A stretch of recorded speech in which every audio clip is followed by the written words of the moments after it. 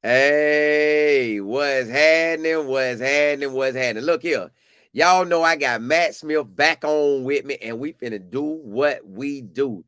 Listen, he's been with the Buffs, what, 12 years now? So he done seen them through everything. Everything. So initially when Coach Prime got here and everything before that. So he done seen the good, bad, and the ugly. And I never used them words together, the good, bad, and the ugly. I never used that, but he done seen it all. So we back again. Well, I think we spoke after UCF game. Now we may catch up today on K-State, or we might just jump fully into Arizona. I don't know. Just me and my dog, we gonna get on here and ride. That's what we do. And y'all know he got the greatest voice in this broadcasting world. So if you ever see him on TV, you know what? I'm gonna have him introduce me one day on one of my videos because he got a great voice. But yeah, hey, we finna do what we do, y'all. Y'all already know what time it is. What's Matt, what's going happening? on? What's going on, man? How you doing? Good, man. Good, man. So we didn't get to go this past weekend, but we ain't even gonna speak on why, because for some reason they'll do something to my channel every time I say it. So I can't even whisper what we know happened this weekend. So but you was there. You was there at the game at K-State. Um, I want to just jump off to, and we're gonna go to Arizona State, but I do want to jump off to K-State where Yeah. when I was because I was at my mom's house because my TV went act silly. So at my mom's house, sitting there nervous, like, come on, man, make a stop, man. Come on, come on. And bam, they threw the ball. Boom, it bounced. Boom, it bounced again. Or it bounced one time and it pop up real high. See a person grab the ball. Boom. I'm like, all right, they got it. Now what? They running. I'm like, all right, cool, cool, cool. But now they cutting and weaving and bobbing, and it's Coach and Hood. He weaving and bobbing. I'm like, oh my goodness. Yeah. Yeah. Go, boy. Go. And as he's running, he trips and falls. It hurt me so bad because I'm like, will we get in the end zone? I don't know why I got scared. I just like, man, I don't know if we get in the end zone. So I want to start there, man. What you was thinking when we got that play? Well, that's a good question. It was like 24-14. I thought the game was over. I thought they Yeah. just didn't have it. Like all the breaks early in that game were going against them, and it just felt like one of those nights where it wasn't going to be your night. In Right. football and sports, it happens sometimes. And if you're paying attention to the signs, you can tell. You're like, oh no, uh-oh. You start to feel it, and then it creeps on more and more, and then it Yeah. finally sets in. So I didn't think it's their night at all. And it's 24-14. I eventually make my way down to the field, and I'm standing there in the north end zone, and I'm right behind the play and kind of filming everything, and I've got a great angle on it of the play of Avery Johnson throwing it because it's 4th and 6. They line up to go for it. I'm kind of looking around going, what in the world are they thinking on 4th and 6 right now? Just kick the Yeah. field goal. Make Colorado have to score a touchdown and drive the length of the field. Because as you were saying, they're without a bunch of their dudes. Make Yeah. them have to do that and trust your defense. I thought that was the game plan. So they line up, then they take the timeout. I'm like, okay, well, they tried to draw him off sides, but the building was popping, and so it didn't matter. So he wasn't going to jump. So they Right. call the timeout. I figure they're bringing the field goal unit back out, but they don't. They bring the offense back out. I go, okay, here we go. And so instantly you're thinking, well, if they convert this, the game's probably over. They Yeah. probably get the momentum after that swing route, and they kind of just go down there. Or well, the swing route was later. Yeah. And then they kind of just probably punch it in, right? If they convert that, and Colorado was kind of reeling. Their defense hadn't stopped DJ Giddens for the most part all day up until late in that game. And then he makes that play, and instantly, like I had my phone in one hand and I Yeah. dropped the phone and raised the Yeah. arm. So it ruined the shot, but it was Right. great. The place was going insane. And yeah, he tripped up, but I was on the far end of the field, so I couldn't quite see. I just had a feeling they'd punch it in. Like if you give Shador the ball, at least this year from like the 35 and in, I'm betting on two. And so they did. What came next was the gut punch because that place was going crazy. Colin. Yeah. Okay, by the way, so we got to straighten that out for everybody. Yeah. I did not know last time, and I felt terrible about it. It's Colin. I got you. And y'all, it was my fault, y'all. I said it one time, and I don't even really say my name like that, y'all. I just talk immediately like I done known him forever. So I know everybody's asking me and you about it. Yeah, I know. Everybody. So Yeah. we're good. Colon, I got you. Yeah, So yeah, yeah. so it was what came after that was really heartbreaking because in that moment, I know Shador got the ball back after Kansas State then drove down in 3 plays in 51 seconds and Right. scored a touchdown, Yeah. which was that was a gut punch. It I think I was. had my hands on my knees after that one going, "Oh no. Oh no." Because you're down so many pieces at that stage, I wasn't sure. Even then, Shador still, had plenty of time to get him down there if Right. they could have. I didn't love how they called that final drive. It is Right. what it is. That's in the past Right. at this stage. I just think they need to dial in their quick game a little bit more. And, in that situation, didn't love his options, but he was about to get sacked before he got rid of that ball to Shepard, and he made a pretty good throw that should have been PI. Yeah. Obviously, you don't want to leave it up to the refs, but it is what it Yeah. is. Anyway, so it was a wild swing because it was as loud as you've ever heard it to just like utter shock. Because it wasn't like it was utter shock and then silence. It was utter shock, and everybody was still kind of cheering. It happened so fast that I don't think people had enough time in house to really digest it until it kind of hit you the next drive. Oh no, they're really going to let this one slip. They just had it.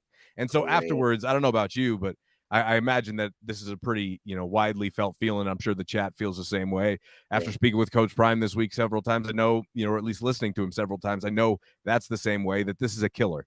It's not like you got smacked. Because sometimes if you just get hammered, it's like, all right, well, they're just way better. What were we going to do? You can kind of turn the page easier. The ones at home, big opportunities that you blow, those ones are the ones that you kind of wake up in the middle of the night in a cold sweat, just kind of just, like one of those. And I think they had those moments. Even Coach Prime talked about it on the coaches show today. So hopefully they can turn the page and look, you don't have much margin for error anymore, right? If you want to compete for the Big 12 title, you've got to take care of business. And if this Correct. Colorado team is a legitimate Big 12 title contender, they're coming back from Tucson with a win. It is a must. This a must win. K-State, it was a must win, but now since we took that L, everything going forward is a must. Which we already knew that, but now it's like, bro, you got to win. Like, we got to get over the hump of, because last year I think we ended up a 4-2 record before we jumped into the rest of everything else, and then it went south after that. Now we have to go to Arizona and show up. But what's crazy is, I was telling my business partner today, and I don't, because I guess we be thinking alike sometimes. Well, a lot of the times, but we mirror each other, Arizona and Colorado, as in they like to pass, they will run it, but K-State Arizona just make sure they do get a running back. With that one running back, Conley gonna get about 14 carries. The other running back gonna get about 7. Like, they make it a business to get that, but they kind of like us. Now, the only thing is this season with us versus them, because we mirror each other, is they got a new coaching staff.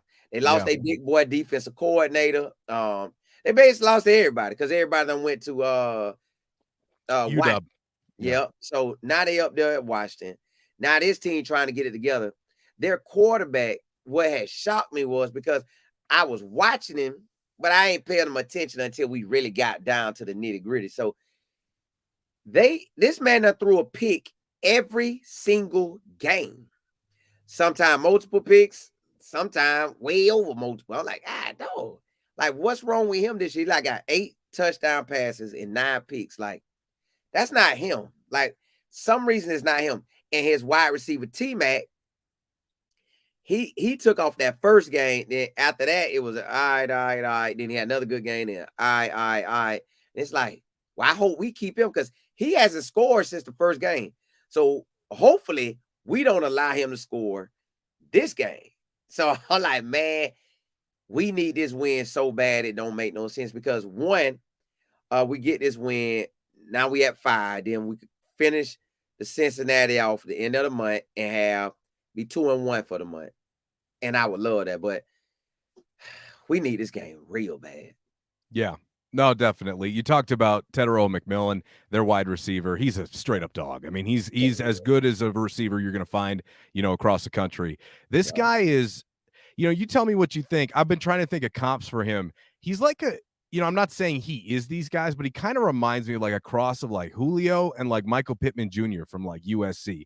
Big, fast, athletic, can motor, sick after the catch. I mean, he's got the total package. I don't know what he can't do as a receiver. He's going to be one of the top receivers off the board, if not the best receiver off the board. So, 6'5", can jump out the gym. I was telling people today, I was telling them, and see, I guess people assume when you say something about one player, you taking another player down. No, I'm not. Like, Travis is very athletic.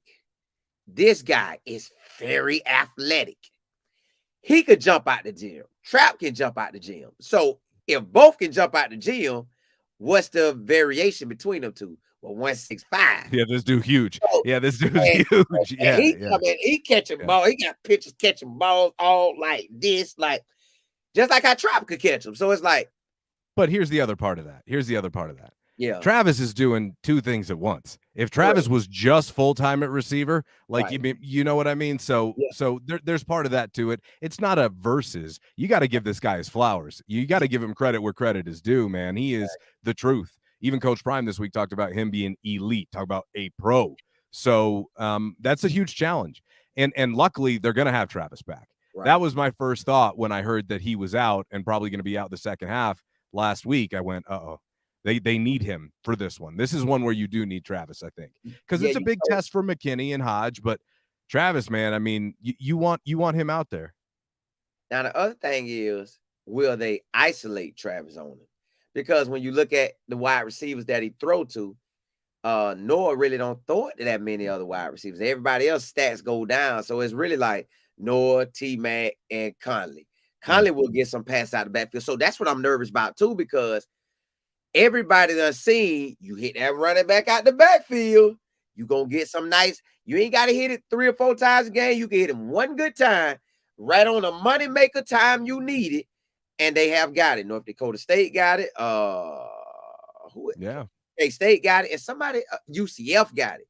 So how can we avoid that one money maker shot that you know either gonna set them up for a score or they score on it? And you know what else in that K-State game? I don't know if people saw this, but we really got blessed in a few plays because I seen them scrambling. And it was guys open that the quarterback just didn't hit. Like I'm talking about wide open, would have got the first down or would have got 10, 15, 20, 30 yards or a touchdown. We was getting lucky on those. So I don't know what happened off that bye week, but whatever we did on that bye week, we don't never need to do that again. And this next bye week, after Cincinnati, we need to almost treat, I can't say what they need to do, but I would love for them to treat like a game. Like, bro, we need to go out there and scrimmage or something. No, everybody's business this week. This is a business bye week. You don't do good in this bye week, you might not be starting for the Texas Tech game, because whatever we did coming off that bye week, that game just went us. That game went us. But what I loved about it was it showed us that we could still win no matter what. It's like we be in it. And I hope this game, and I told people today, I think this game is really up to, I ain't putting it all on his back, but I'm saying Rob Livingston really kind of control it, because if we give up only 5.2 points a quarter overall in the second half, if we would have did that for the K-State game, we'd have won, because they scored, of course. I think 17 in that second half, I think, if I'm right. But if we could have just held them down to 7 or 5.2, that's a game. That's our win.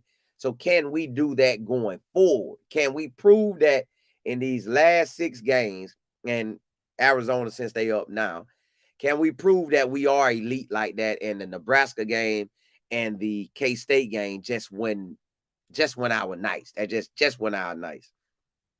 Yeah, I think the thing they struggled to do against Kansas State was take them away from what their bread and butter was, which is DJ Giddens in that ground game. If you can limit what somebody, like Belichick used to love to do, want to make them play left-handed, right? Let's find out what they do really well. Let's take that away and make everything else beat them. Colorado just could not stop Giddens. I mean, broken tackles, just, defensive line miscommunication. There was that trap concept that just kept getting them.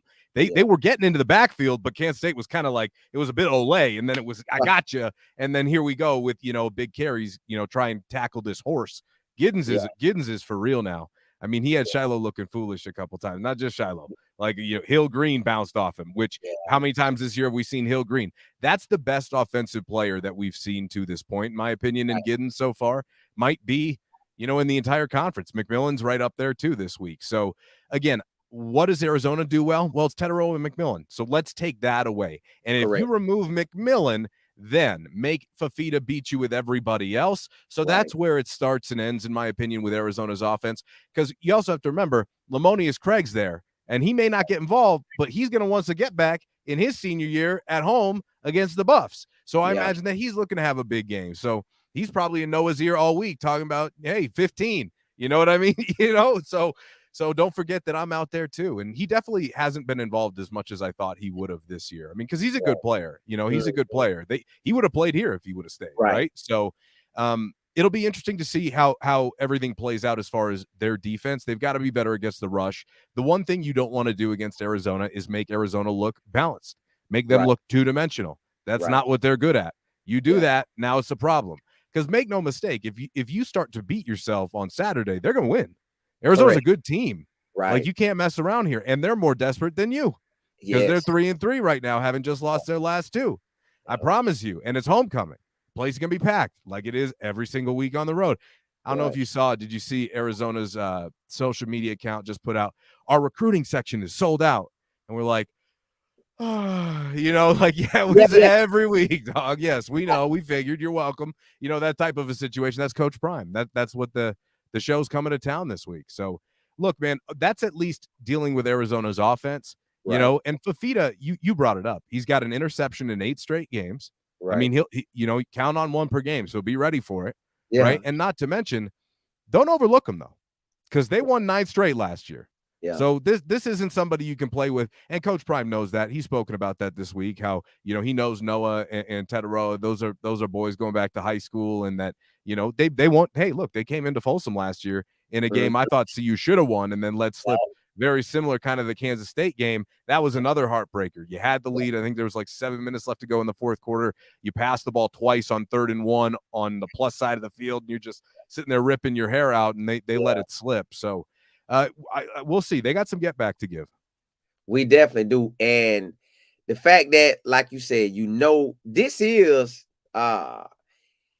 I think this Travis Hunter and the other defensive backs, this is really their Oh, hold up real quick for me. Hey, let me jump off. I'll jump right back on, okay? Okay. Yeah, y'all. This right here is the best wide receiver Travis Hunter them gonna face. They might have been good other receivers on the other teams, and they might get a shot to the league, but T-Mac is guaranteed NFL bound. Guaranteed. He ain't leaving out the first round, y'all. T-Mac ain't leaving out that first round. He is a first round wide receiver. Like, I'm telling you, the boy could jump out the gym. He could catch everything. He could do everything. You would love to have a big boy wide receiver like that. I don't know what's been wrong with him and Noah. I hope they don't find out what's wrong and keep it wrong. Now, they can get it right after we play them, but I don't need them to get them right while we in this game. Because at this moment, just T-Mac and him it's been like I don't know, they ain't been rocking like they supposed to. He only got 8 TDs, 9 picks. One game he threw 2 picks. One game he done threw 3 picks. So hopefully we could get him like that. Hopefully we could get it where he just pick. But I want us to capitalize. Pick that thing off, crib it. Do whatever you got to do to get back into this, like to win this game. Like, y'all don't understand how bad I want this win for these boys. Like, I know as a player, when you had a season that you didn't want to have, you want to prove to yourself and everybody in the your area that y'all really like that. And Coach Prime need this win, y'all. There ain't no way around this. Like, I don't want to be saying, all right, can we all right, let's get to Cincinnati. Like, I want to say let's get to Cincinnati after we already have 5 wins. You know what I'm saying? So we need this more than y'all can think. See when Matt getting back on. But while Matt getting everything situated, let me see what y'all talking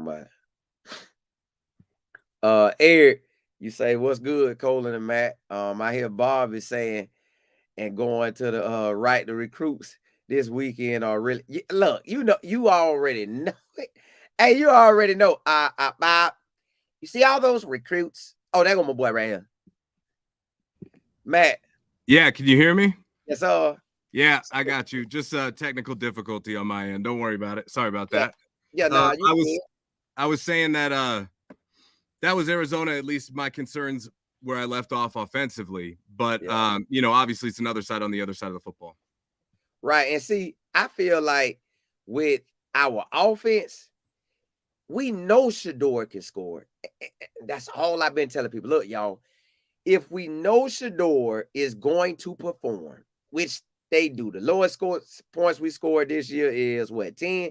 That's Nebraska. Yeah. So lowest points we scored last year, I think, was 6 or whatever Oregon score was. That was the lowest 2 games we had. Everything else, we basically either won or should win. Well, going forward, I don't want to have no more should wins. I need Shador to come out, and I don't want no 3 and outs. I don't want no picks from Shador going forward. I think my business partner said in the last 4 games, he has like 12 TDs and 14 TDs, or 12 or 14 with only 2 picks. I'm cool with that. But going forward, I don't want to see Shador throw no picks. To me, he's too good for that. He is the best quarterback that all these schools will face. Man, go up there and light them up. And I ain't just talking about stats-wise. I want them, when they get done seeing you, they like, oh, that boy was good. Because, like, just a side note, when I would watch basketball, right? Yeah. And I like to go to our state championship tournaments in Central Florida. So it'll be at the Lakeland Civic Center. It'll be all the best basketball teams in the state. And when you make it to that level, you rocking with some really talented guys. So, matter of fact, one of our talented guys that was in the game is the quarterback. I think he with the Patriots right now. I forgot his name. He with the Patriots. And he played. Christian Gonzalez? Nah. He's a quarterback. Quarterback or corner? Quarter. Oh, quarterback. For the Patriots. I cannot think of that boy name right now. Drake May? Nah, he the one that older. Zappy? That's the young Jacoby one. Brissett? Yes, sir. Okay. That's him. He was in the game hooping, right? Yeah. Out there balling in his high school thing. I'm like, dog, this boy good in football and basketball. He just was like that, right? So I realized you were talking about ancient history, though. That's a long time ago. How long was that? That's a minute now. That's early high school basketball? Yeah, high school, because that's where I like to go see the real talent. I love it. It's just that's a minute ago now. And that's how good he is. So, yeah. All right, this basketball dude named Darius Washington came down court, and I ain't know nothing about him. All I seen was the dude jump out the gym. Boom, wham! I was like, dog, I ain't never seen that before. Came back down the gun. Boom, wham! All my life, I'm going to remember that boy. So I said, let me follow him to college. To college, he went to Memphis, and he was balling. But he got on the free throw line and could not hit the free throws to take them to get the win. That's when they see he tried to make it to the NBA, he stayed a little bit, then he, go overseas and all that. So it just couldn't crumble his way. And I ain't talking about crumble cookie either. So now you got Shador. Yeah. He is that to me. Like, he's that good that you're going to always remember him. So I need when Shador out there, bam, bam. And all they, I want the DBs to say when they talk about him, or when he get a chance to talk to him, say one of them end up on his team in the NFL or whatever, and they say, bro, I remember you threw a pass. I knew I was about to pick it, and he just went by. Like, I want them type of stories versus, yeah, I got one on you, boy. Yeah, I got one. See, we don't need that because we know he's about to be a franchise quarterback. We know he has everything he needs to lead an NFL team. So if he has that, he's the number 1 quarterback, got number 1 athlete. You got 3 other NFL wide receivers. You got ballers on the O-line. You got ballers at running back. It's no reason we shouldn't dominate. That always throw me off. Like, we this good, but we can't just get right where we need to be to really be that elite team. That's all I want to really truly in these last 6 games show that we are elite. That's what I really want. Man, if it were easy, everybody would do it, right? Yeah. Isn't that the old line? So look, I mean, obviously it'd be great to go down there and kind of replicate what they showed at UCF, right? That's kind of the standard of what I think they've set. That's where the bar is, and they didn't meet it against Kansas State. Now, I think that's a better Kansas State team. I think that's probably one of the better teams in the conference. But look, to your point, if Colorado look, these next few weeks are going to be separation weeks for everybody in college football, specifically in the Big 12, okay? Because you're going to start to see who's going to be in the picture and who's not going to be in the picture by the next bye week. So we talked about this, I think, when we spoke after the UCF game that, look, 3-0 would be great, but you got to go at least 2-1 if you want to be in the hunt for the Big 12 race, and that starts here getting a win on Saturday. So, again, if you don't, Big 12 is probably out of the picture. You probably don't make the conference championship game with 2 losses, I don't think. I think you're probably going to have to only have 1. So it just puts a lot of pressure on it, which doesn't mean it's a bad season. It's just how you reevaluate it. Remember, at the beginning of the year, most of us, including me, right? I wasn't, maybe you were, but I wasn't talking Big 12 title because they were going to need to prove that to me, right? I had them at about 7, and then let's see where you can get hot at the end of the year. Now it looks like Utah, they just lost their starting quarterback, which sucks for them and, for him as well. But you also have Kansas, who's, I don't know, they might be the biggest negative surprise in the country this year. I mean, they won 9 games. They're 1-5. I mean, they are not good right now. And then Oklahoma State's the same. I mean, they're struggling too. That looked like an intimidating finish, and it doesn't anymore. Part of the reason why that won against Kansas State, man, it was right there. Yeah. Right there. And so you're going to be thinking about it, but now you got to do your best to make up for it, which means you don't have much margin for errors. So while I'm with you, I'd love to see some dominant performance where, you're going to remember the Arizona game from Shadur's senior year where he shredded. Yeah, that'd be great. Right. I'm looking for a win. Like style points matter less to me as the year goes on. We learned that in 2016, Colin, really. Like some of those wins were ugly. They went to Stanford and won 10-7 in a grind them out, ugly football game. But at the end of the year, they won 10 games and they all count the same. So while I'm with you, like I'd like to see the running game get back on track. I'd like to see them stop the run. We got to also think, at the same time, the W column is what matters. Now, coming off of the loss where, you had a couple of guys that you need to have bounce back games, it would be good to see everybody start rowing in the right direction.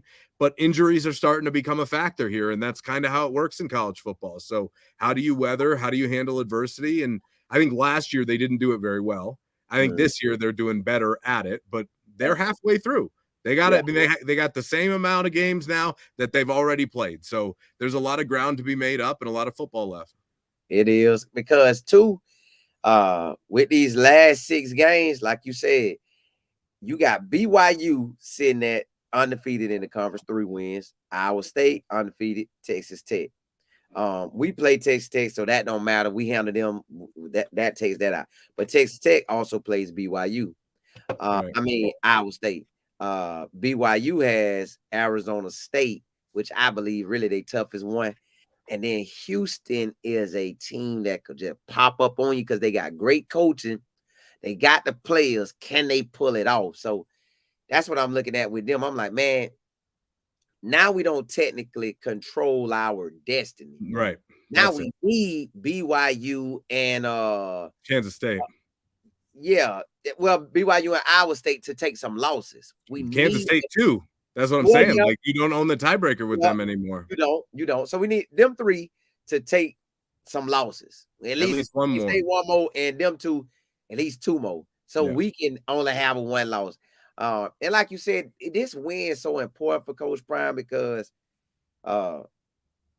this a turning point. You get this game 5. Now everybody, you really basically know we gonna get the bowl game. You can feel the bowl game coming. You don't get it now, it's like whoa. So this win points us in the right direction for the opportunity to play in the Big 12 championship game, and it definitely points us in the right opportunity for a bowl game. So for sure, it's this why I'm just like, come on, man. At 4:00 on my time, so what? Arizona is 3 hours back, I think. for Yeah. me. So Well, I think it's 1:00. Yeah. So 1:00 yes, local. Yeah. that's 3 hours back. So I'm like, all right, man, we need this one. I'm talking about so bad. What you think about ESPN just faking us out, keep giving these late games? And then I did not believe it was even remotely possible that you would play an East Coast team at 10 o'clock at night, knowing they on East Coast. Now I done seen it done with the Midwest and to the West, but not Midwest and the East Coast team. Like, why you think? What you thought about that? If they would have beaten Kansas State, that wouldn't have been what played out. If they would have won that game, they would have been flexed into that 6-day window where like Fox or somebody would have been waiting to come pick them up. But because Yeah, they lost, I think they went with Kansas State for the next week for that one. I think that's how it ended up working out.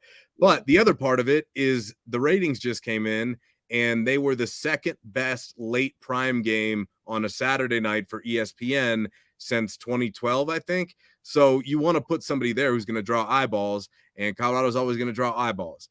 But it's awful. Like, I felt bad for you. You said you were at mom's house when you were yeah, watching that game last week. yeah. You must have had to be real quiet at mom's house. It No, was like it got to be close to 2 a.m. she was up watching it with me. Oh, good. Okay, I So love that. she yelling, get him, go, go. I love that. I love that. But no, I went to bed at 7 a.m. here local on Sunday. Oh, Oh, it was brutal. Yeah, I was up all night working. Yeah, it oh, was. I was walking in, and this is just a sign, I'm getting a little more gray in my hair now, yeah, that I'm walking in at like 7 o'clock, and the thought occurred to me that it was like, man, this is obnoxiously late to be starting a football game. This is way too late to be starting a football game. Like, yeah, kickoff's not even for another hour and a half. Come on. And that wouldn't have been the case like 5-6 years ago. I've been like, we're fine. Late night at Folsom. I yeah, love it. But yeah. no, we're getting the late one. But I'll say this, the crowds are always better at night. And so I think they're electric during the day too, but it's different, because it's so beautiful in Boulder. I think there's just like it's hard to be like that consistently fired up because yeah, it's chill. But at night, it's a whole different vibe, and it was yeah, incredible. I'll tell you, the Colton Hood interception, it was as loud as I've heard it in there. And I think that, everybody's bought in and everybody's heart was ripped out. You could feel it. You can yeah, feel it for sure. But it's a privilege to even be in that position, right? Because yeah, how far they've come in 2 years. And right, they did prove that they have to be taken seriously as a right, contender. But as Coach Prime brought up again, and you and I talked about last time we spoke, fan only blows when you're hot. yeah, And things will start to turn. And if you don't take care of business here, certainly people will be talking about, are the Buffs going to slide again? yeah, This is what happened. You have done all the work to get back to the spot that they were in yeah, before the Stanford game last year. yeah, That's what they've done. Now here's your opportunity to go 5-2 where you went 4-3 last year, and yeah, and to really go up instead of down, right. kind of mix those trajectories from last year. That would be big. And what I like about this is we're playing a team that, yes, they're good, but at the same time, they just haven't been clicking as usual. And it ain't the usual coaching style. So all that is in our favor. And it's like the defense, I don't even know how to take these games anymore because you see where we can get the wins, but it could be a little tough sometimes. Like North Dakota State, that was a tough win for some reason. Yeah. Like we won, but it just went like what we felt like it was gonna be. Then Colorado State, we just took care of them. Then Baylor, we had the mishaps that gave them about 17 points during the first half extra and would have only been 7. And then you got the Central Florida game where we just totally dominated. So it's like we have a okay, but that's Colorado State. Man, what in the world y'all doing? But we got the win. And then it's like, wow, that looked good. And then they come back to, what in the world was that? So now it's like, what can we have? Like, what will we get? Are we getting a team that said, okay, yeah, that bye week cost us, or whatever cost us. Can we come in and just really lay down the law? That's what I'm really looking for this week. We're gonna find out. I think it starts. A lot of it is getting off to a quick start. and feeling like you're in a rhythm early. What you don't want to do is let these guys hang around. That's how you open yourself up to getting beat. And the other Yeah. part of it is setting a tone defensively, right? Like the rushing defense has to be better. They got to make Fafita and McMillan be the ones that are beating them. If they're going to get something, make it that you beat us best on best. I mean, I think if they're going to lose, that's the way you're going to want to lose, is that, hey, McMillan, man, just couldn't stop him. Like that would be the way if CU's going to lose, because it's not like Shador's going to turn the ball over a ton, knock on wood, that he ain't like that. You know what I'm saying? So it's going to be about as long as Colorado's offense can kind of get going early, and a lot of that is Isaiah Gustav. Coach Prime talked about him being the one getting a lion's share of the carries, which I called for after the game last week. I like Dallin. I do. I think he's a really, really good young man. Just, hey, it's time for somebody else to get a shot, kind of the same way I felt in the second half about Shiloh. It was like, man, I mean, Carter was playing really well. Is this the standard? But, I believe Shiloh's going to have a big bounce back too. So, that was his worst game by a long shot coming back from injury. And you just have more competition because you have more depth this year. So if you're not getting the job done, we got somebody on the bench that should. So I'm looking forward to seeing Isaiah, because I think he's their best runner. I think when you give him the ball, head of steam going downfield, if they ran out of center more on Saturday, I think he'd be a better back to do that with, because if you give him a little, couple steps, he hits that hole. He's got some home run hitting speed now. So we'll see what they end up doing. But more 11 personnel, they got away from that, Colin. They got away from that. Shermer told us over the bye week that, we did a lot of 11 because I looked at my tendencies and I wanted to break them up. And then, we're more of a 10 personnel team though. So we're going to go back to that. Yeah. And I thought when he said that was maybe a smokescreen. Didn't turn out to be. Turned out to be what they did, and I thought it bit them. And so I expect to see more Savell Smalls. They did do 12. They went into 12 on Augusta's touchdown. I'd like to see maybe more of that too. Like, it's got to be more formational variety. You're right though.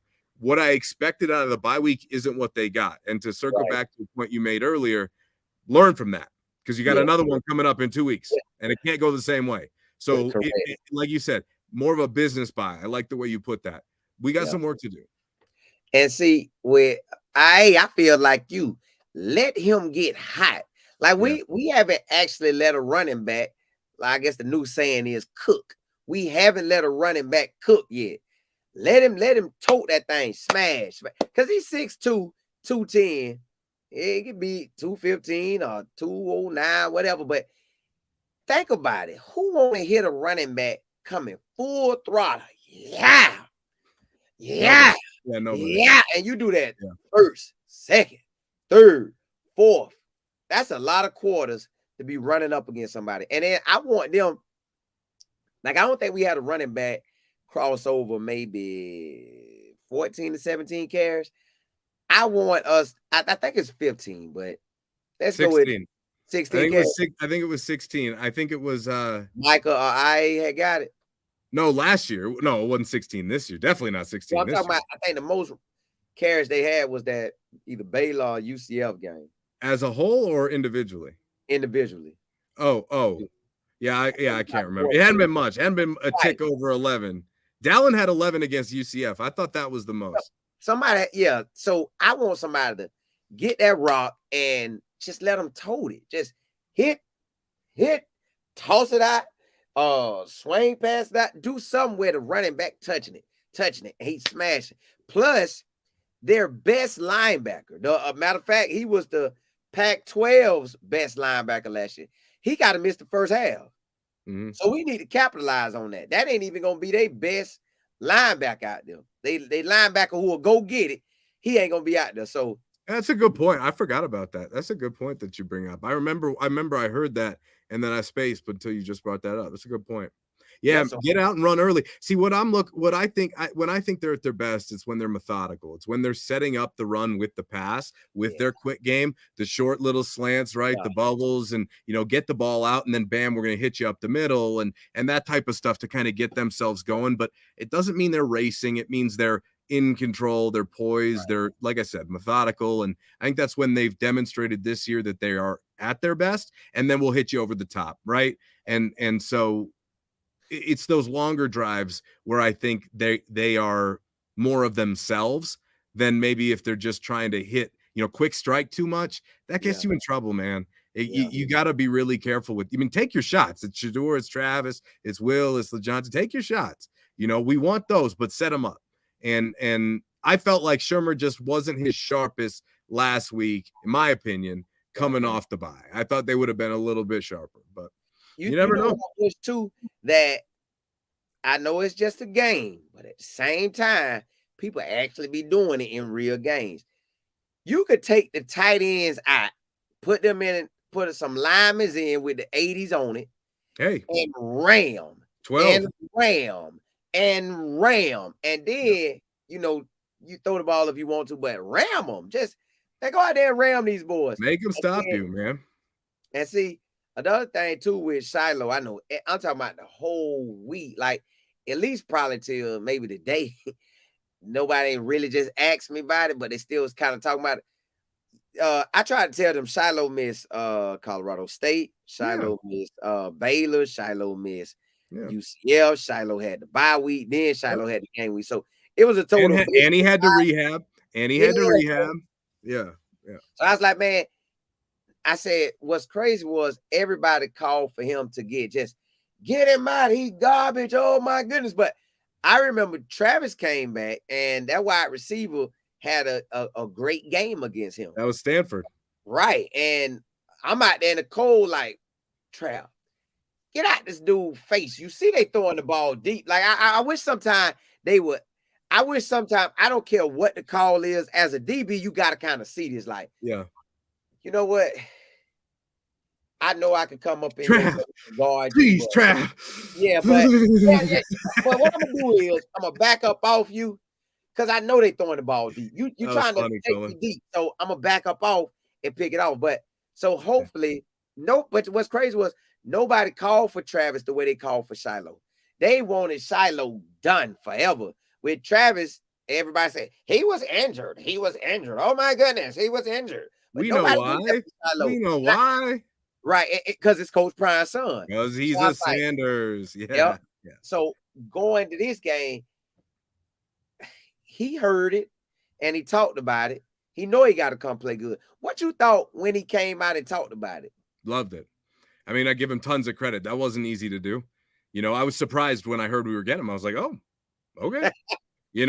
I assume that was a conversation that he and Coach Prime had behind the scenes about, hey, maybe like you want to own up, you want to do media, or maybe it was just you're doing media. So you're going to be accountable for it. And maybe for Shiloh, that was the best way to be accountable, is to make him have to talk about it in a way where there's a camera on him. So, he can't like be like, well, it wasn't my fault. It wasn't this, it wasn't that. You can't do that if there's a camera on you and you're the only one sitting out there. And he owned it. And again, it's a testament to his character, but we knew this about him. He's an incredibly bright young man, and he's very confident in his own ability. And he was hurting this week. Imagine your worst day at work, your absolute worst day at work. Your boss is getting on you. You screwed up, it, but it's on national television and you're 22. What is he? 22, 23 years old?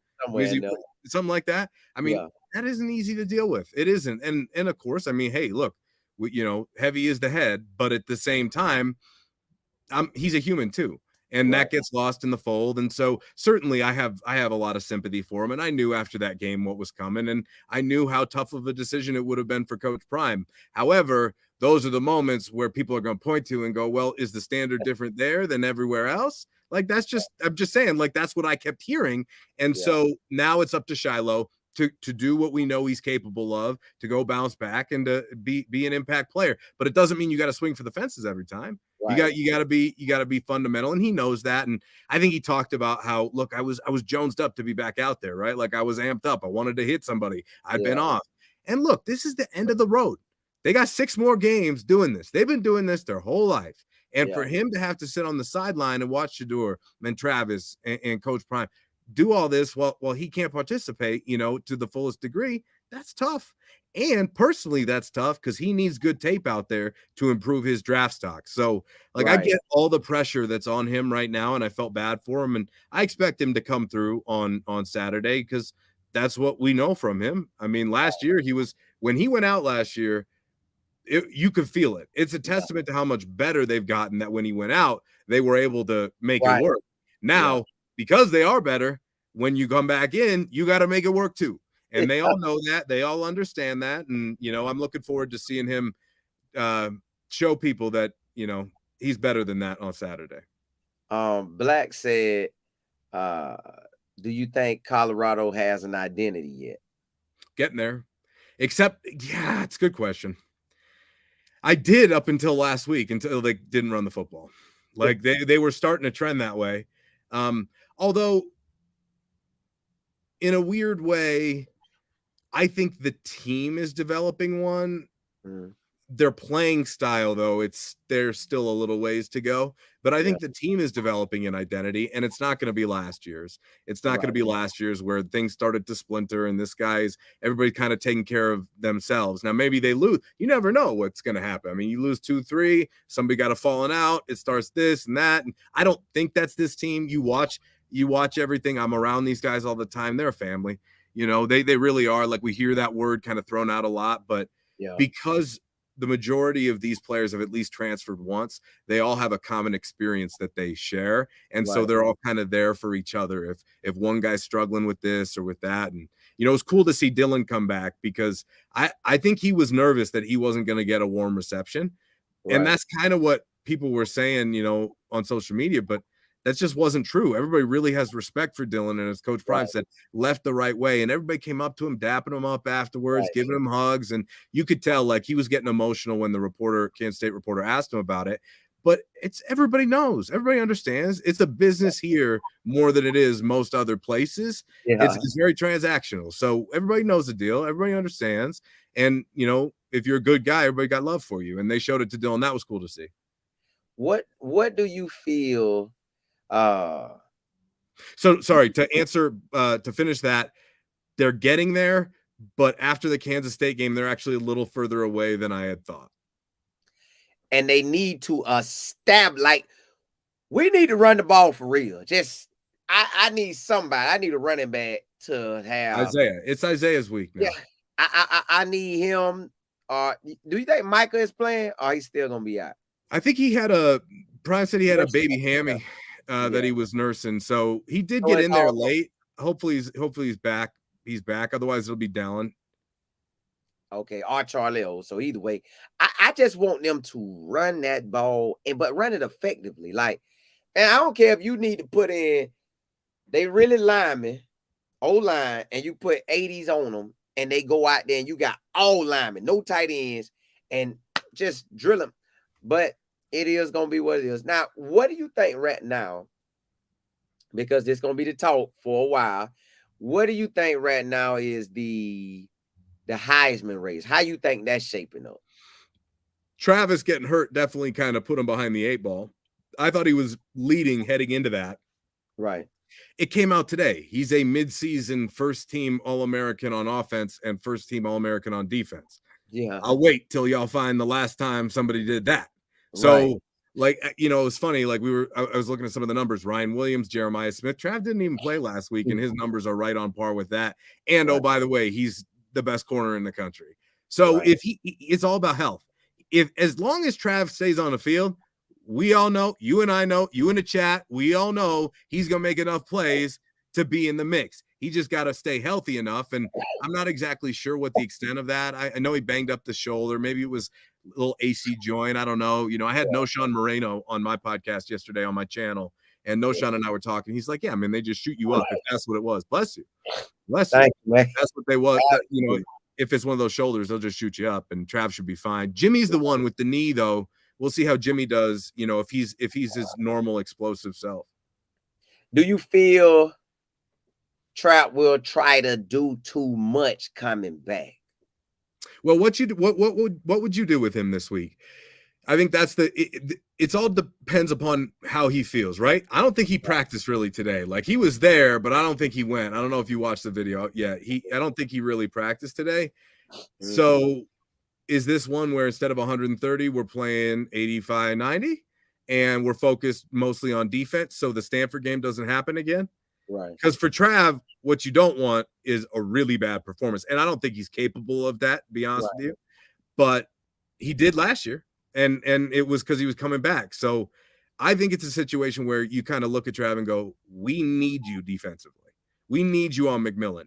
Offensively, what if we rotated a few, every other snap or every other drive?" Now, Trav ain't gonna like that. I think we all know that. Trav's gonna be itching to get out there. Right. But this is one where maybe you sacrifice to win the battle, to lose the battle to win the war long Right. term. You know what I mean? For him, where okay, maybe it's not a full go, but I gotta be Trav's gotta be himself for CU to Yeah. win the Big 12 title. And they need him. And Right. you heard Shador on his podcast this week talking about how he's not going to get to play with Omarion the rest of the year, and that killed him because he loved Omarion and knew that Omarion would start to every time he touched the field, he made plays. And Right. so with Trav, I mean, I can't imagine just knocking on everything I got here. So for me, I think it's okay. Maybe we dial you back a little bit offensively, so you're at your best defensively while you're recovering from the injury, or it's not. Or it's just have at it. Let the dog off the leash. Let him go. See, I guess you got to get out there and just see how it's going. But you need him on offense if Jimmy isn't all the way. But then you got LeJounte. I think LeJounte should really get that rock more. But if we run the ball more, I think that's going to make all our passing that much better. So if we run the ball effectively and more, or decoy Travis, one of the two. Yeah, and then break out this situation where yes, we got an NFL franchise quarterback, but can we create enough running lane for them running backs to do what they do? Because I don't know if you've seen it, but I was racing against I think Brandon Hood, and them boys was running. I'm talking about straight full speed. That's a grown man running at you full speed. I don't want that at DB at corner. So hey, let me get out there. Let him try to get some of them tigers. The safety could say he really want it, but he don't want that either.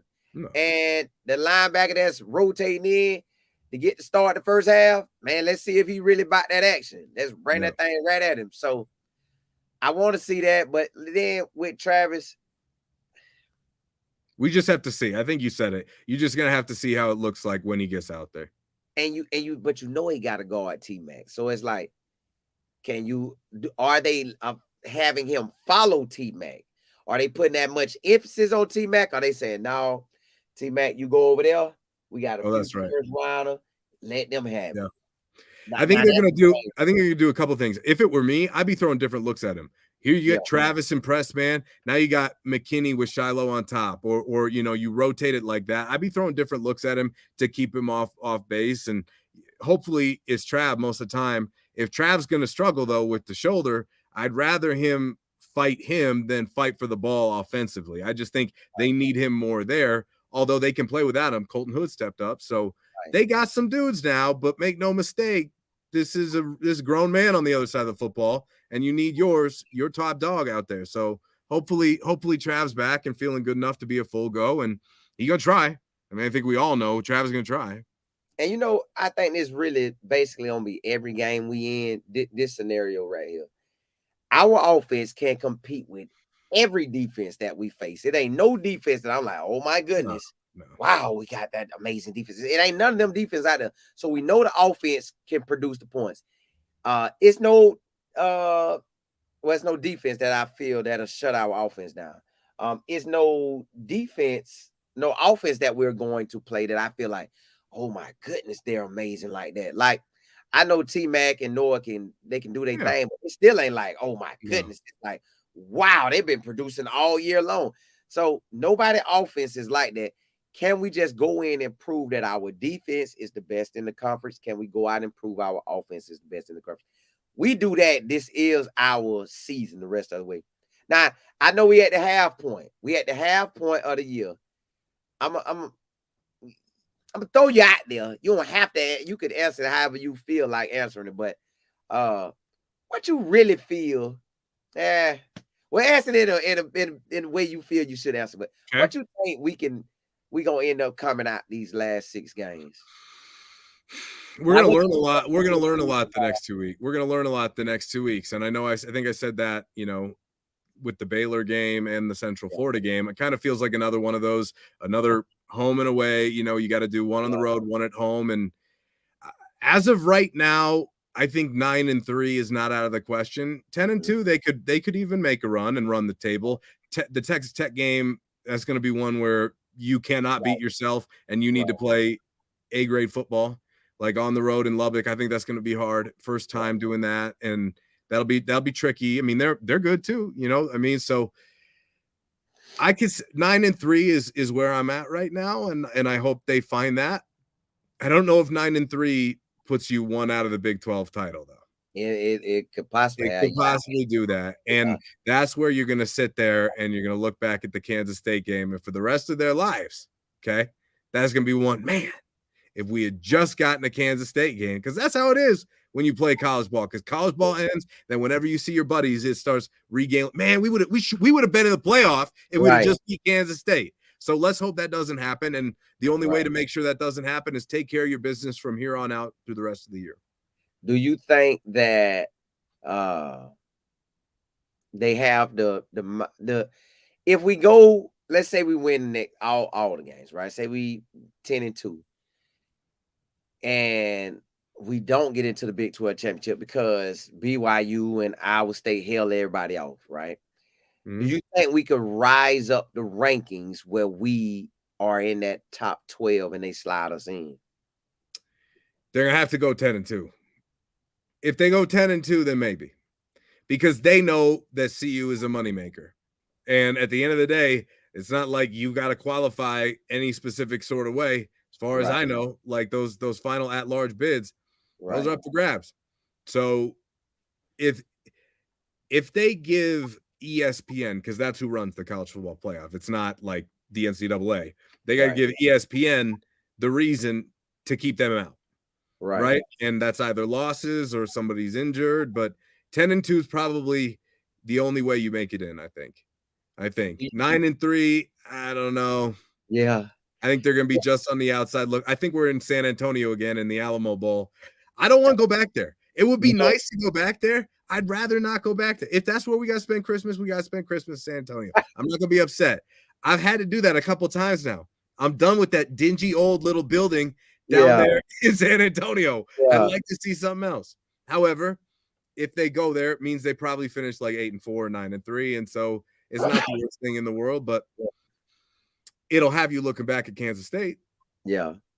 Do you feel Shedeur and Travis and Coach Prime them really starting to look at like, oh, yeah, last time we really are going to be together?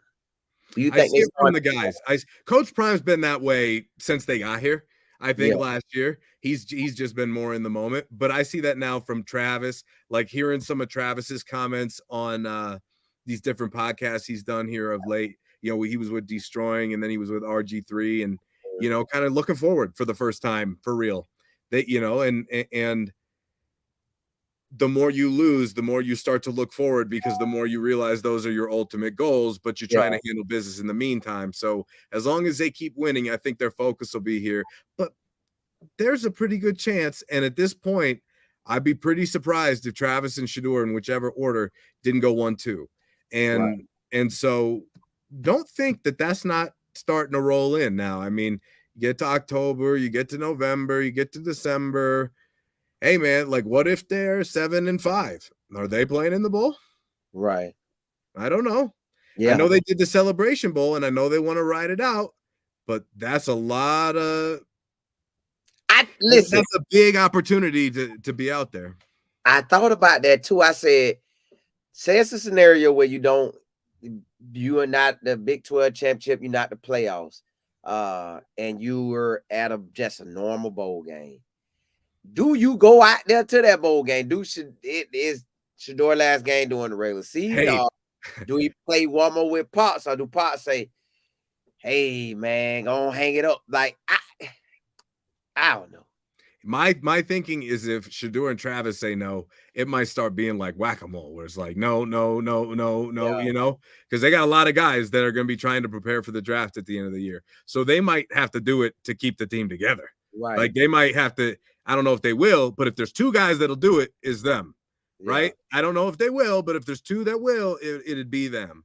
So we'll see. We'll see how it looks. And if Coach Prime is going to plan on staying here, which I think as we've gotten later into the year, and Trav made those comments the other day, he's not going to get it better to run it his way anywhere but Boulder in college. There may be more money, but you're going to have more people to answer to in other places. So if he's going to keep coaching, I think it's going to be here, and a bowl win would be big for recruiting and stuff. So I think they probably do, but if it's like a lesser bowl, I don't know. Do you push back on Dad? Do you finally have to unhook from Dad? I mean, that's a big step. I really would Coach Prime say. I doubt he'll say it, but I think they'll play the last one. I think so too. I think that's a new school thing, and it really came in with that running back from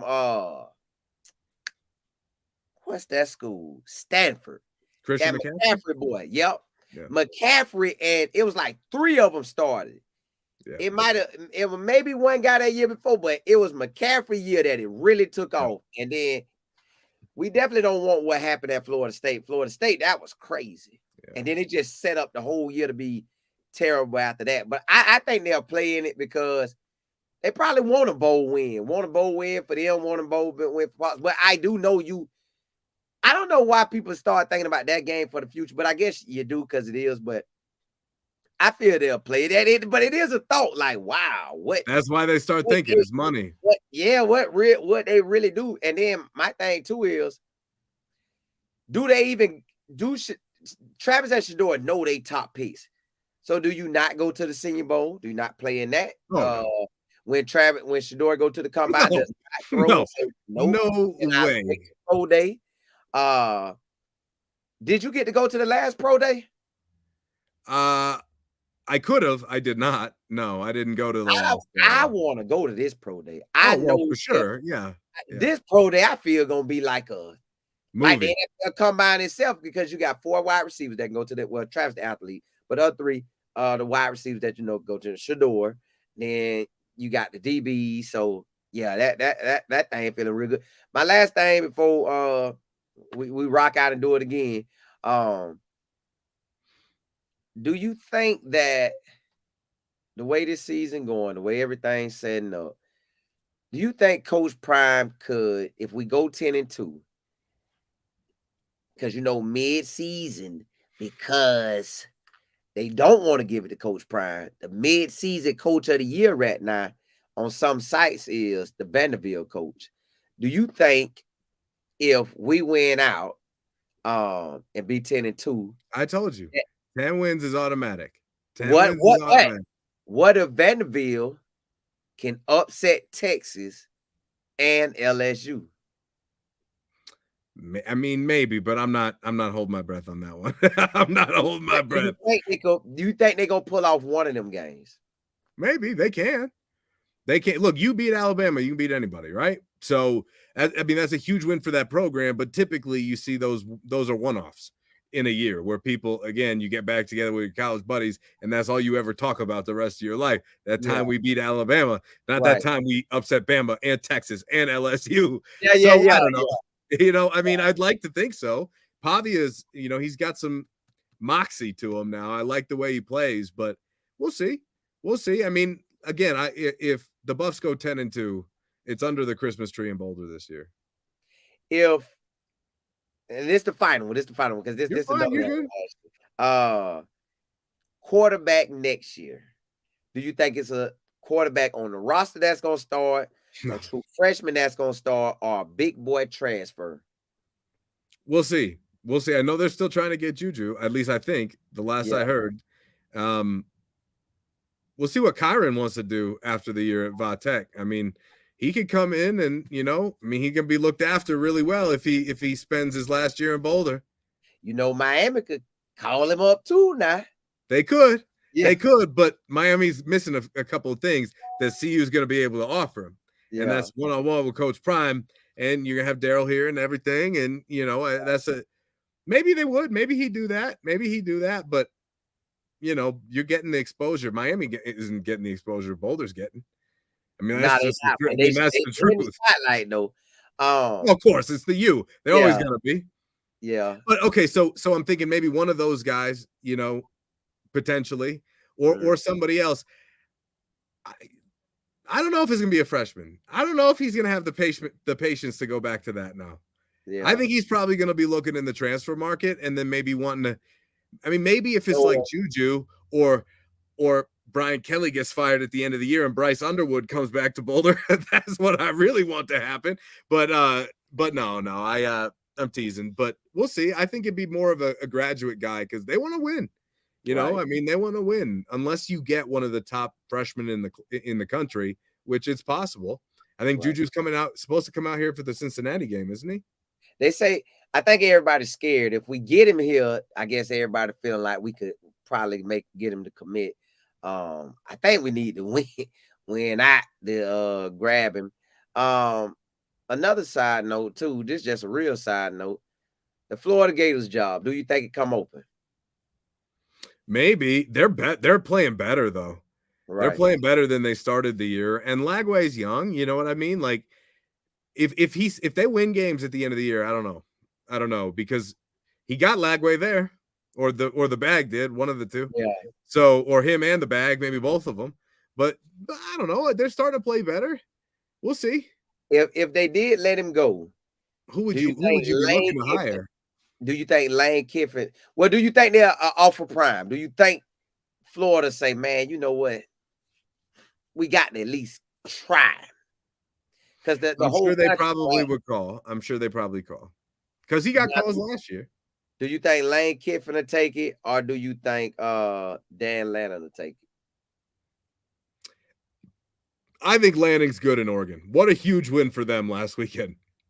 That was huge for them to beat Ohio State. What is Florida offering Lanning that he's not getting at Oregon?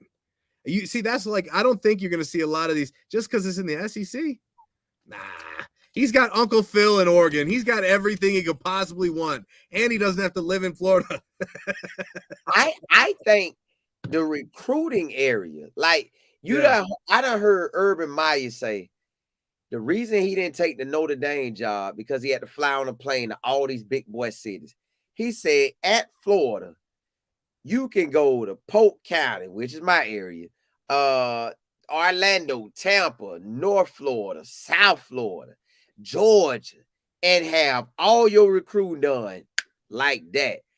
I think that will be enticing to Dan, and I think it would be very enticing for Lane Kiffin because Lane Kiffin supposedly was supposed to ball out this year.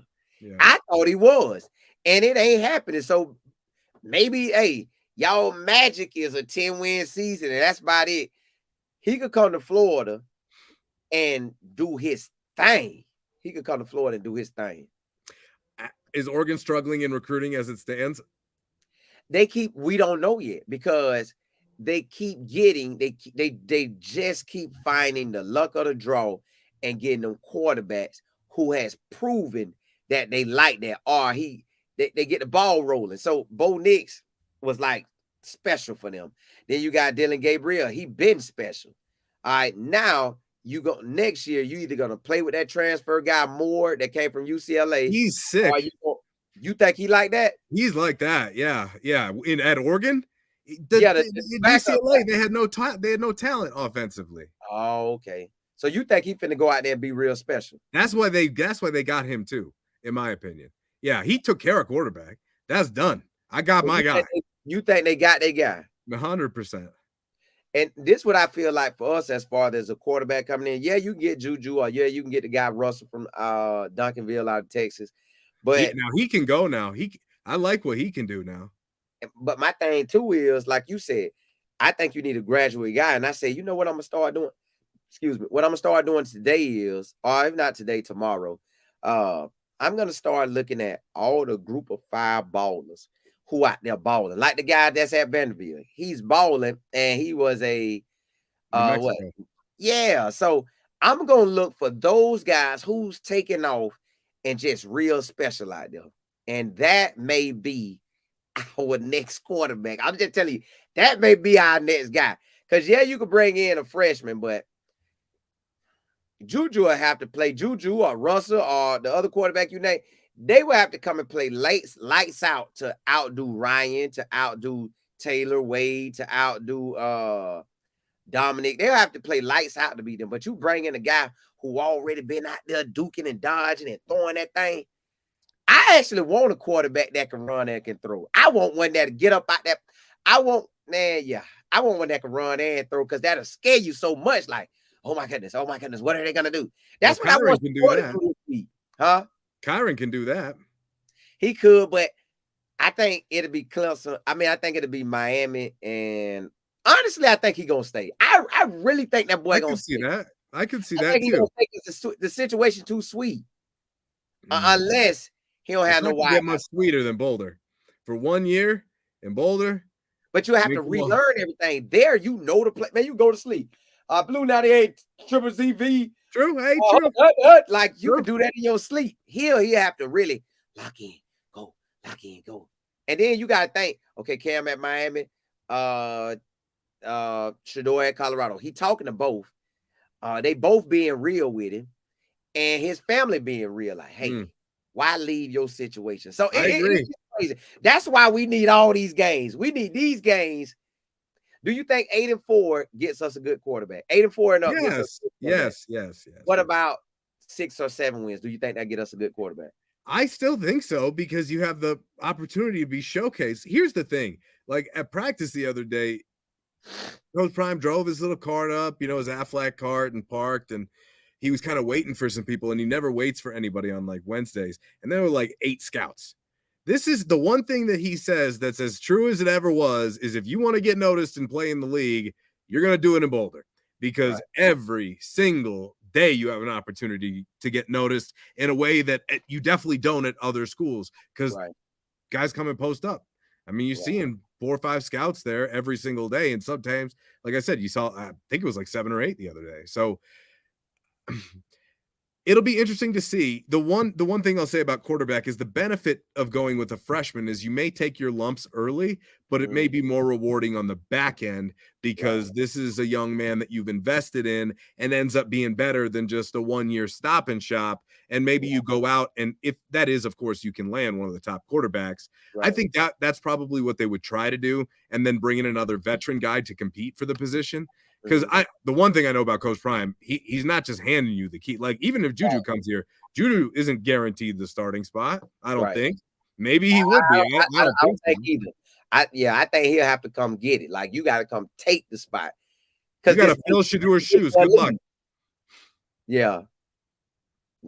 This is a big boy league. So I don't want to think about that, though. You made me talk about the next quarterback too much. I got 6 games left watching Shador. Let me enjoy this in peace. I know. Listen, my mind on both because it's like, bro, we need to finish out for this season.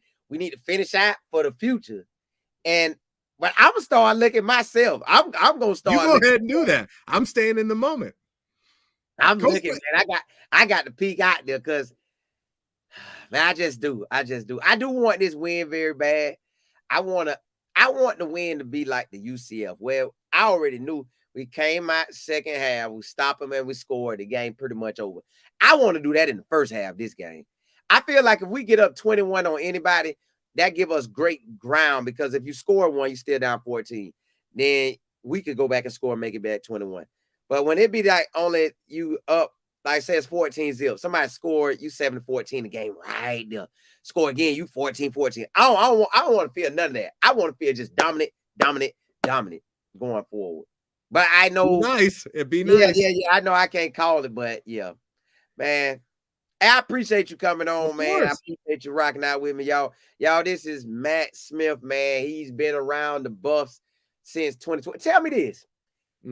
How you ended up getting with them versus any other school? Grew up in Boulder, for the most part. I'm from Chicago, but I spent most of my life growing up in Boulder and just kind of being around the program. And I saw a niche back in the day. There was an opening and I took advantage of it and made it my own thing. And when being here, and I know you was right here, but with you seeing all them seasons, I I know I basically kind of asked you before after the UCF game, but I just want to run it back to you again. You done seen all the type of seasons we have Yeah. from 2012 to now. Where does this season fit in based on any of them other seasons?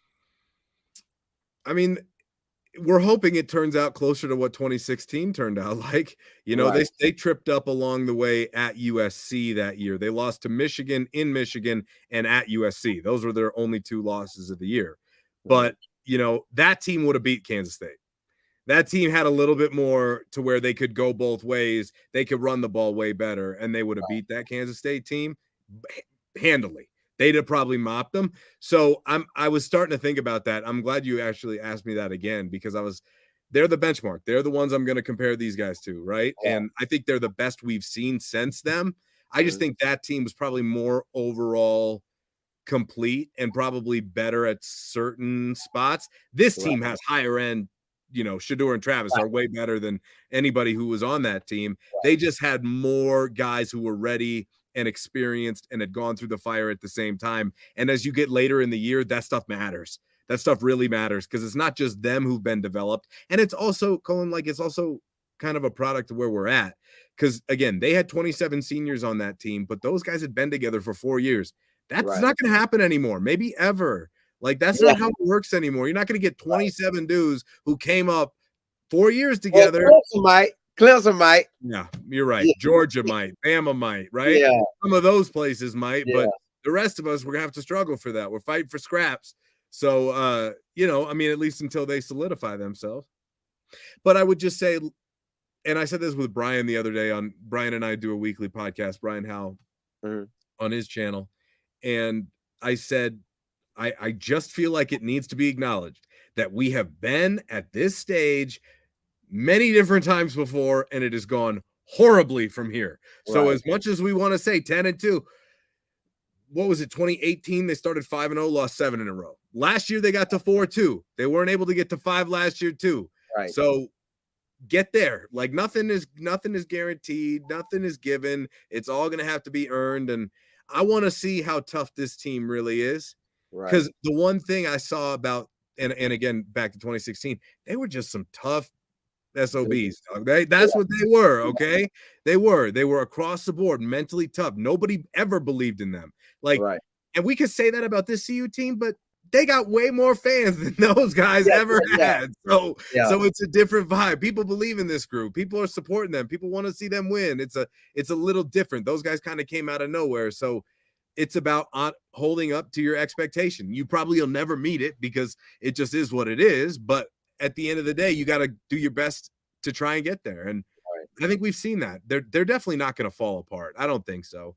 Like last year, let's be real. They were in close games, but something wasn't right. There was something in the water, it felt like, the rest of the year, even though they came close.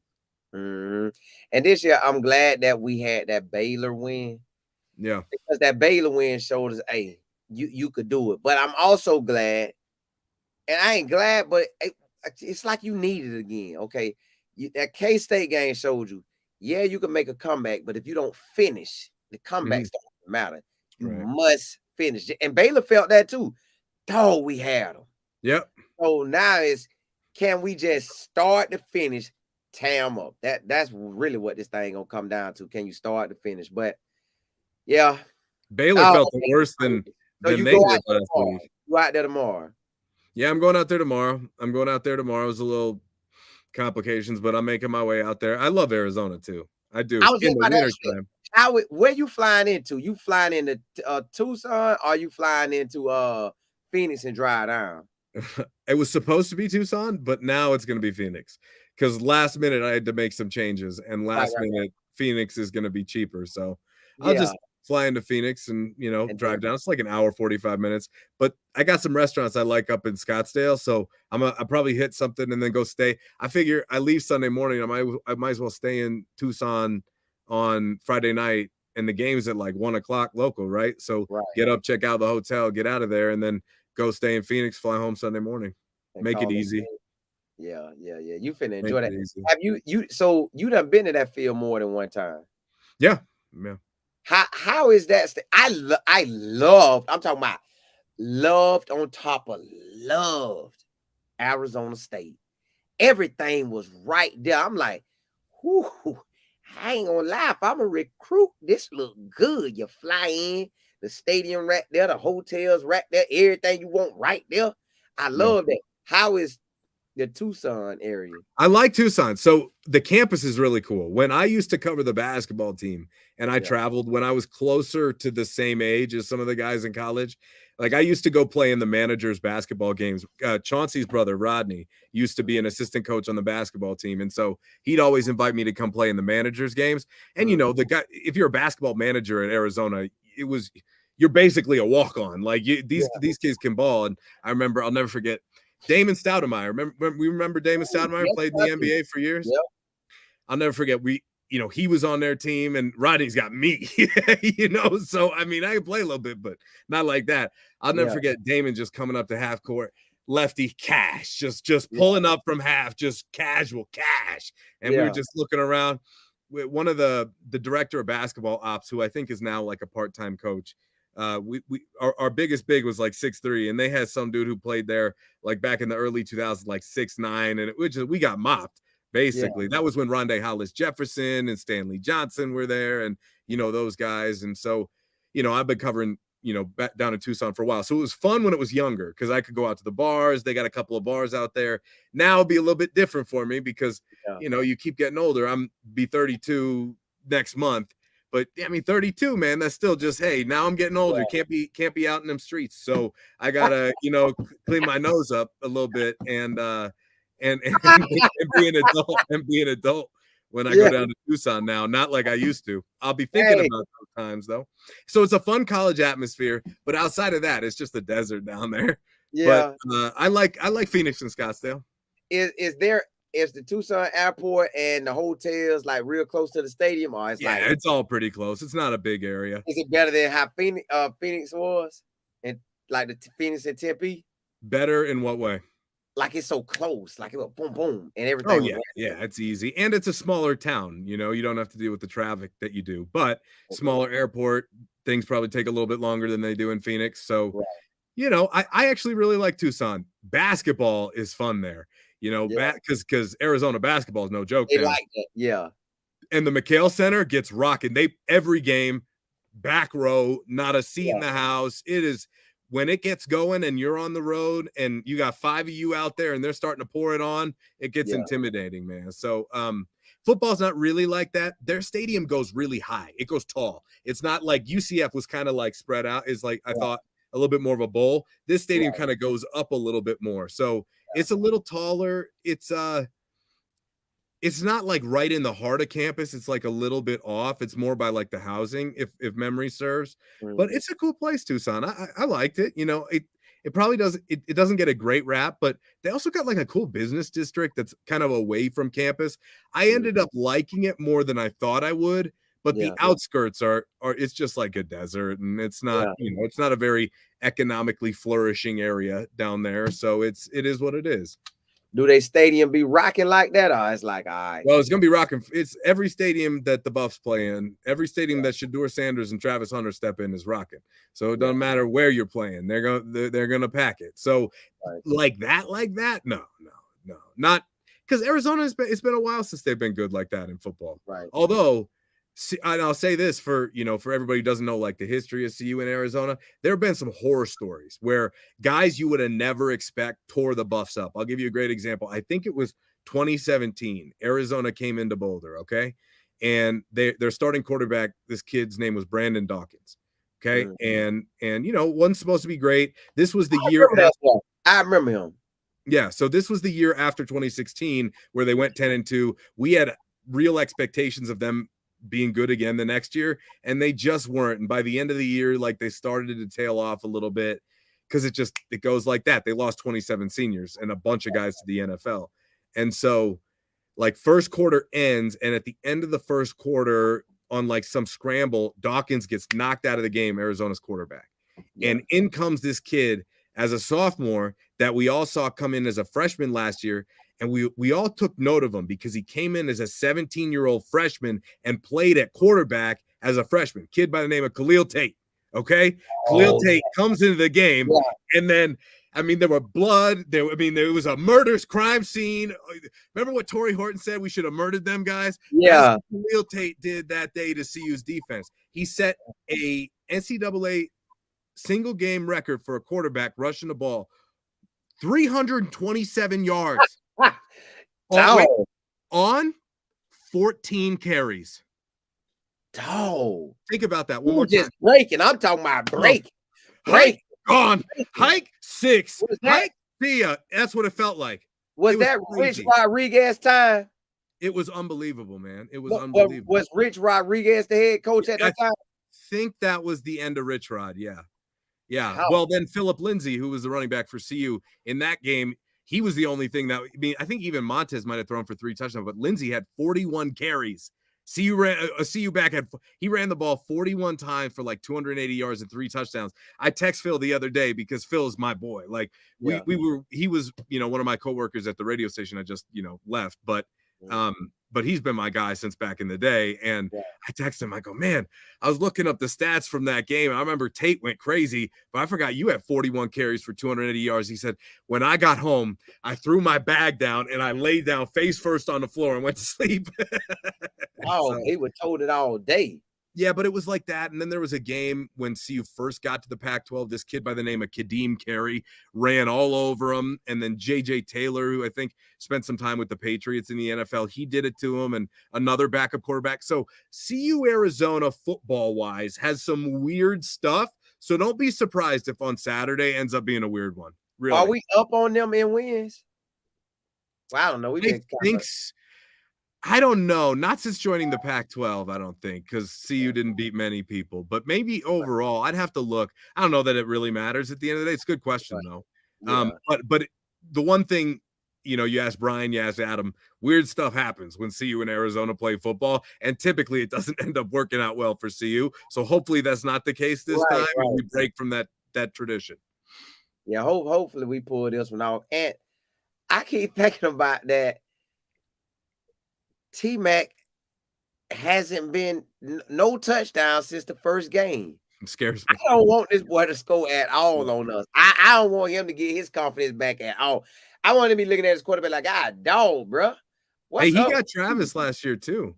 He was one of the 2 guys that got him. I think Travis gave up like 7 catches, including like a one-handed touchdown to him in that game last year too. Travis, this is one for Travis too. Yeah, this the game that really. I'm like you. I hope he's healed up like he need to be, because I think this the game out of all the wide receivers Travis played. This the one they really gonna be looking at. Like, let's see what you really do. This the game where if you're a DB, you make your stamp if you're going against him. Yeah, the ball gonna come to him, but you just don't know how many times. It could be it could get a lot of targets, but will he catch 5 catches? Will he have 10 catches? Like, what will his day be like? But yeah, safe trip down there. Oh, you think Colorado already down there? They leave tomorrow morning. Okay. Which was interesting because Coach talked about how much he loved keeping everybody tight together for that Central Florida game because they got out there Wednesday. I thought for sure they would leave today, but they didn't. It's such a quick trip, though. It's like an hour 55. If you save another full day on hotels, that's a lot of money. You know what I mean? That is a lot of money. And so maybe that had something to do with it. Maybe it didn't. But after they tried to do that, though, last week, because I'm pretty sure they made everybody get to the hotel like 1 o'clock or something like that. Like the day before Kansas State. Like I think he tried to replicate that and then it didn't work. So maybe that went out the window. Yeah. Although he shaved and they lost. He shaved the beard. The rest of the season. Huh? You think he's gonna shave the rest of the season? I don't think it matters now. Now it's out the window. But like there was some momentum with the beard. So for me, I'm a big hockey guy and playoff beard, baseball. Hey, just leave it. You're good, dog. Just leave it alone. Trim it up. You're fine. But he did. He shaved it and they lost. So whatever. He said today on his coach's show, I even got criticized for that too. But he forgets that around here, we're all used to like hockey runs. And, by the end of the hockey playoffs, everybody's, face out here. So don't screw with a good thing. But anyway, whatever. It's in the past. Right. I think for the record, he definitely it's fun watching. I call him Grizzly Prime when he's got the white because he's he shows his age. But Yeah. he's back to smooth. So maybe we start a new streak. I hope we do. I hope we do. They, Well, they need it. appreciate you coming on. Yo, when you bring on Matt Smith, man, you getting a history of Colorado. So that's amazing, man. I love having Whether you you on. like it or not. I love it. I love having you on because you give us information that we can't get. We could go try to look it up, but it's different when you talking about it. Like just the Tucson, you make me say, "Oh, I wouldn't mind being out there and then making that ride." It felt like, "Oh, I wish I could see this and that." But yeah, I like that. Tell them how to find you. Yeah, at Real Matt Smith, Twitter and YouTube, Matt with 1 T. Last time I came on, your listeners and watchers showed me tons of love. So thanks, guys. I really appreciate that in my transition. Means a lot for sure to have that support. And yeah, man, we've got a bunch of stuff on there. Got a new little preview out myself today on there, and talked to Noshawn Moreno, obviously former 12th overall pick back in 2009, played at Georgia Bulldog. He's a buddy of mine, and I had him on for about an hour. No gave me the other day, so had him on there, and we'll be heading down to Arizona and updating you from there. Do you cover the Broncos too? Independently right now, I'm doing the Buffs, and I'm also doing the Avs because I'm a big hockey guy. I love hockey. So, what's that? You like hockey like that? Oh, love it like that. Love it. Oh, I love it. Oh my God, it's the most fun sport to play. Not even close. Oh, it's so fun. That's what growing up, I was a really good hockey player. I only ever had one kidney though. It just never worked out. So when it came time for contact, my mom, she's a single mom. She scared me off. She was like, you take one hit, you're going to end up in the hospital. And I didn't have a dad to be like, relax, so that's what happened. I didn't know any better. So I had to stop playing contact at like 13, but no, I'm a big hockey guy like that. And, been covering them for a little while. When the Avs won the cup in 22, we were out there for the parade and everything, and it was a blast. And so I have been covering everything, but the Broncos, there's a lot of guys that do NFL, and I feel like for NFL independently, maybe I'll pepper that in. I got a good friend, Darren McKee, D-Mac, who's a longtime radio guy around here. Everybody in Colorado knows him, and I've been popping on his channel and doing some stuff, and he's trying to get me on. So maybe I'll be doing more of that. But I follow everything, man. I know everybody everywhere. I could work in any market. It would be no problem. So, you like basketball like that too? Oh yeah. Yeah. I told you last time, one of my side hustles is doing, I've done NBA and college training and worked a lot of high school, with a lot of the elite high school here in Boulder, or not in Boulder, in Colorado. Some of the prep programs, AAU stuff, like when Pangos comes, sometimes I'll coach for them. And, so I enjoy it all, man, except for soccer. Soccer's the one thing you can't get me in on. I just can't do it. I just can't do it. See, I ain't never had all that love for all that stuff like that. I go play basketball with them, but I ain't following it. Like, I ain't following nothing with basketball. I played it all. Baseball, basketball, hockey, football. I like that. I like that. You gonna cover all that on your channel as well? Yeah, eventually I think I'm gonna get there. Right now we're trying to stick through the end of the year with the Buffs, after what just happened, kind of, losing the job there through no fault of my own. Right. Well, I guess, through Jay Norvell helped me with that one. Yeah. So after that, just trying to figure out what's next and doing some of this, seeing what people respond to, and certainly sticking heavy with CU. So I got some Av stuff on there for now and some CU stuff, and I'll probably open it up. Nuggets are starting up here next week. And, luckily, in hockey, we had the MVP last year in Nathan McKinnon, and in the NBA, we got Nikola Jokic. And I've been covering the Nuggets since like 2013. So I saw what it was like when he first got drafted, when, he was just a young kid and, just a smart ass, and now to what he's become now. And, it's pretty cool seeing his rise because nobody expected it. I mean, 3-time MVP, 1-time finals MVP. So I like it all, man. I follow it all, anything. I could talk sports with anybody, anywhere, about anything. It'd be no problem. That's my passion. That's an amazing gift to have, because boy, you get me off of college football, I don't even be thinking about nothing. You talk golf. What you want to talk? Yeah, see, none of that, man. I just let all that stuff slide. I just be looking. All right. I think that'll be a blessing to add to your channel with it. Like when them seasons are in, Yeah. to have that run too, because you never know what'll take off. Pop, pop, and then Yeah, you're right. yeah, hey, this done took well. They what they want to hear. I'm gonna get to them. So yeah, Yeah, right. well, look, I've appreciated all the love and support from your watchers. It means a lot. Yeah. Thanks for helping me out too, guys. No problem, man. Appreciate you, man. Hey, y'all look him up, man. Just type his name in everywhere you gonna see him. So y'all know we gonna come back on and do it again. Appreciate you coming on, man. And thank y'all for tuning in. Sorry about my technical difficulties. No. I may have to buy a new box. I got some water in this thing. No, see, you good. See, I haven't made it to where I do all that extra stuff. I just boom, boom. We press play. You don't have time for that. You're a dad. You're a dad. Yeah, man. I be trying to get it. So yeah. But appreciate you, man. We gonna rock out again. Hey, y'all, look him up. Check his channel out on YouTube. Show him love, and subscribe to him and everything, man. Just rock out with him, especially if you like the buffs as well as you see everything you like. He gonna give you a whole variety. So rock out with him, man. Appreciate you, man. All right, sounds good, Colin. Yeah. I got you. Ain't gonna be able to get on you this time. No, we're ironed out. Out. Yeah. All right, man. Appreciate y'all. Yep. Appreciate y'all.